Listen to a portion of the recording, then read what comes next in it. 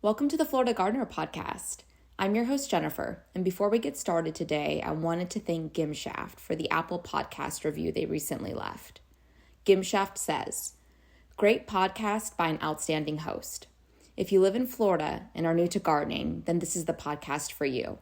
This is all new to me, and I'm very thankful I found this podcast via Instagram. If you're into this kind of stuff, check it out. You won't be disappointed." Now, you're probably wondering how much I paid this listener to write such a kind review. And the answer is a lot. All right, all jokes aside, thank you so much, Gimshaft. Your review really made my day. It's very encouraging to know you guys see value in this. All right, so on with the show. Today is all about the hot heat. July through October can be rough in the Sunshine State for us gardeners. As someone who gardens for a living, I am all too familiar with this.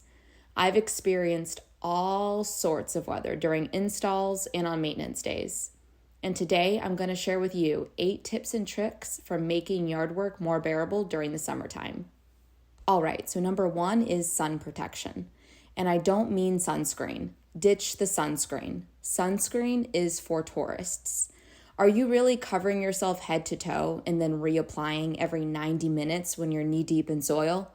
No, I didn't think so. A large sun hat is one of the best investments you can make.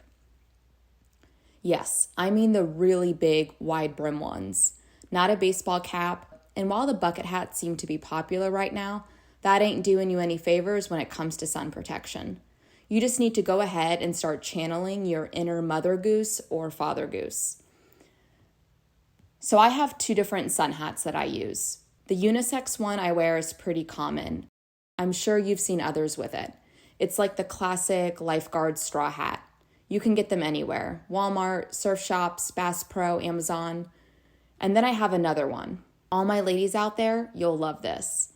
It's open at the top, which A, makes it very breathable, and B, allows me to have my hair in a bun or ponytail and not get it all messed up. It can also be rolled up, which is super great. I really am such a mother goose. I'll bring mine to a garden center, just keep it rolled up in my bag until I get there. Never seen this type of sun hat sold at a physical store, but if you go on Amazon and type wide brim straw roll up ponytail hat, it should pop up. Some are more like a visor. You want the one that wraps all the way around so you're fully protected from the sun. Now, you also need to wear long sleeves and pants. Lighter colors are ideal in whatever material you prefer. I like dry fit, others prefer cotton. Cotton is actually really breathable. And no leggings. They are cute for yoga, but for all day yard work, no way. When you have sweat dripping down your legs, trying to pull skin tight spandex off your bum for a pee break, it just ain't happening. I wear quick dry breathable pants. They are so comfortable and lightweight. I guess they're more like a hiking or performance style of pants. You can probably find something at Walmart. The ones I use now are a bit pricey, but I love them. They are from a brand called Free Fly. That's free, Free, fly, Fly. It's a saltwater fishing activewear clothing brand. Now, I know what you're thinking. Not a chance I'm going to cover up to that extent. I'll get way too hot and sweaty. Cool. So how about this? Go garden in a tank top and shorts at 1 p.m. in July and let me know if you don't sweat. Yeah, I didn't think so. The only difference is now you are sweating and extremely sunburned. I don't have any real proof, but I believe covering up makes me less hot. The clothes sort of act like a shield against the sun. I don't have any real proof, but just my opinion. Now, I do know for a fact that this outfit will make you less hot in a physical attraction type of way. Trust me, no one is going to hit on you when you're covered head to toe and wearing a 6-inch wide brim hat. It's the best form of birth control. Too much? Okay, let's move on. Don't forget sunglasses. I recently started wearing the wraparounds. I call them my Terminator glasses, but they are great because you really get full protection in case you're trimming something like a bougainvillea, for example. The last thing you want is a thorn in your eye. When it comes to shoes, I love a good ankle cut boot. The ones I use are actually meant for fishing, but work just as well for gardening. They're waterproof and comfortable, and that's all I really need. Number 2 on the list is embrace the rain. This is my favorite summertime tip. Assuming there is no lightning, I can't stress that enough, no lightning. A rainstorm is the best time to garden, in my opinion. Number 1, you won't pass out from heat stroke. Obviously, when it rains, the sun typically isn't out. Those overcast skies are a welcome treat, and they also help drop the temps a bit. And number 2, when the ground is wet, it's easier to dig. Wet sand is usually easier to dig than dry sand because the moisture helps the sand particles stick together. This allows the sand to retain the shape of the hole being dug. Number 3, your plants won't be stressed. When you're taking plants out of their nursery pots and planting them in your landscape, they go through a lot of shock. This shock is amplified when it's really hot and sunny. The break in intense heat and sun during a rainstorm gives your new plants a better chance to get settled in, and they'll bounce back from transplant shock more quickly. Number 4, you don't have to water your plants. This is one of my favorite reasons. If you're adding new plants to the landscape, you don't have to worry about watering them as you're going along. It's sort of like you have a little helper, a little garden elf, doing it all for you. Number 5, no one else is out.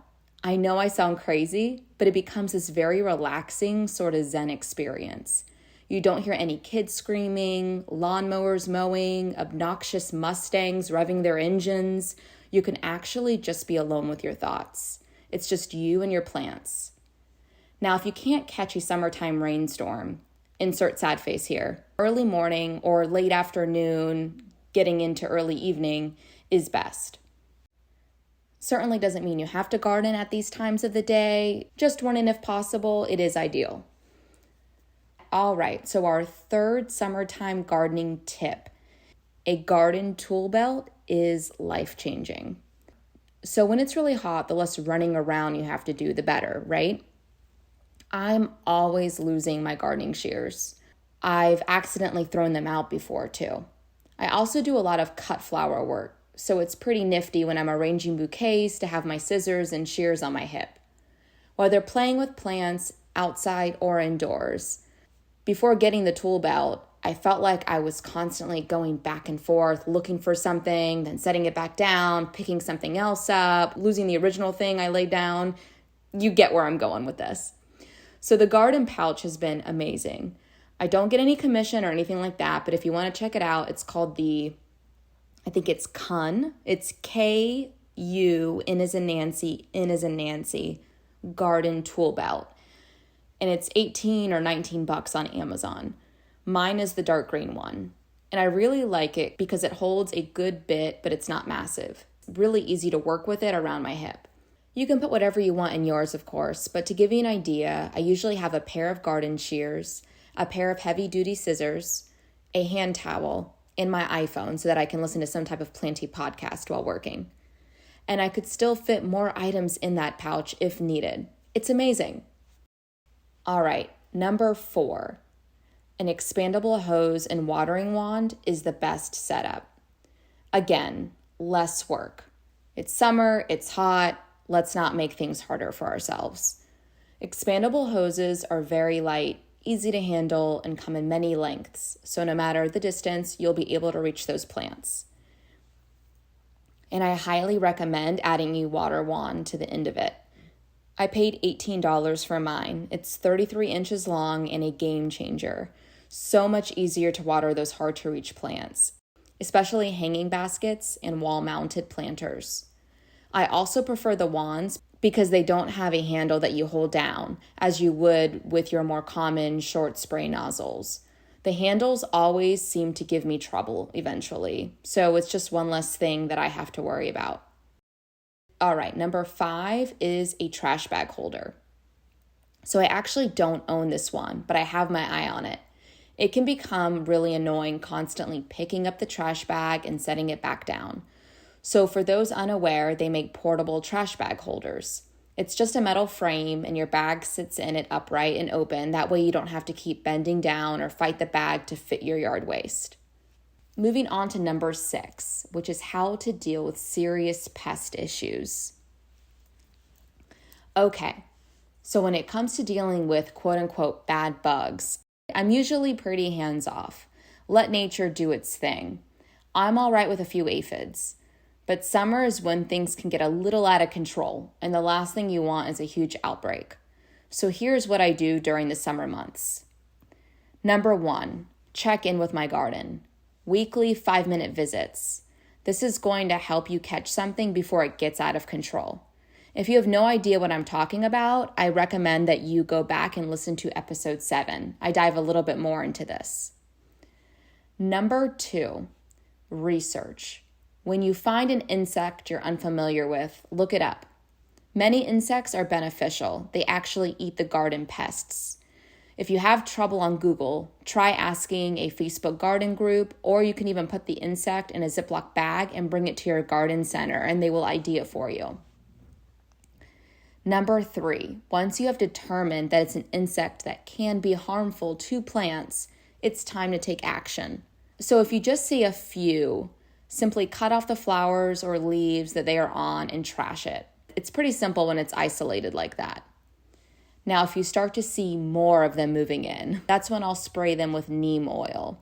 So that's neem, N as in Nancy, E as in Edward, E as in Edward, M as in Mary. Neem oil is a more natural alternative compared to some of the other insecticides on the market. I usually mix the neem oil with a bit of dish soap. That helps it stick. I'm careful not to spray the entire plant with neem oil, as I don't want to kill any beneficial insects that may be around. I take a targeted approach. And FYI, you'll probably need to spray a few days in a row in order to be effective. Make sure you're spraying early in the AM or later in the day once the sun has started to go down. If you spray neem oil midday, it can actually burn the plants. You want the leaves to be able to dry before the sun hits them. And just so you know, this doesn't just apply to neem oil. This goes for a lot of different chemicals, including many fungicides. All right, so you've tried all of the above and nothing has worked. Or maybe you didn't notice the issue until it was out of control, and now you have scale or mealybugs all over your plant. This is when you just gotta cut it back. Trim it all the way down and let it grow back. It should come back stronger and healthier. If you're nervous to do this, you can try one more thing before giving it a hard prune. You can try spraying it with water with your hose. Now, this doesn't work for me, but others swear by it. It's supposed to knock the insects off the plant. Feel free to give it a go, and if it does work for you, definitely let me know. All right, another option, if it's potted, is you can remove the plant from the pot along with the excess soil, fully dunk the plant in a bucket of water and dish soap for an hour or so. Just let it sit in there. You're not going to kill the plant. It's going to be all right. Now, after you're done, you may even see some of the bugs at the top surface of the water. I see that a lot when it's spider mites. You'll see all the dead spider mites at the top, which just makes you feel really satisfied. But anyway, after you're done, you're going to repot the plant in a clean pot with fresh potting mix. I really love this method. It works. Okay, now let's say you do all of the above and you still have trouble. Here is my fail-proof recommendation. It literally always works. Stop growing that plant. I don't care how much you love it or how much it means to you. Just stop. It's that easy. I had to cut the cord with zinnias for this very same reason. Every time the humidity would creep in, so would the powdery mildew. Yes, this is a disease, not an insect, but either way. Why keep fighting that battle when there are a million other annuals I can grow that don't have that issue? Moving on to my 7th gardening tip, which is all about weed management. Weeds can really get out of hand during the summer months. So here's what I recommend. Number 1, continue to check in with your garden. Weekly 5-minute visits. And yes, if you're wondering, this was also the first step for pest management. Weed management and pest management go hand in hand, in my opinion. Anyway, this is going to help you catch weeds while they are young. Once weeds mature, they go to seed and spread. So pull them while they're young, and summer gardening will be that much easier. Number 2 is mulch. Mulching is something you need to do twice a year if you're serious about weed management. It really helps suppress them. As a bonus, it breaks down and feeds your plants. A natural mulch or mini pine bark nuggets are fantastic for this. It also helps with moisture retention, reducing your need to irrigate. And it looks nice. So there are multiple benefits. Just don't buy red mulch, please, whatever you do. I feel like I keep plugging episode 7, but if you want to learn more about red mulch and other garden mistakes to avoid, you really should check that one out. Anyway, hopefully this helps motivate you to stick to a biannual mulching routine. My third tip for weed management is plant densely. Weed seedlings need space and sunlight to grow, but if they have to compete with large established plants in your landscape bed, they'll have a more difficult time growing and spreading. Alrighty, so my last summer gardening tip, number 8, is in-ground planting is the way to go. Treat summer like Northerners treat winter. I've never lived further north than Atlanta, but I'm told that during winter, many people bring their potted plants indoors. During a Florida summer, don't plant in pots if you're not up for watering. You can retire your containers until fall or winter, and consider focusing more on your indoor garden during this time. Interior scape is actually a big part of what I do for work. Next week's episode will be all about houseplants, so more on that then.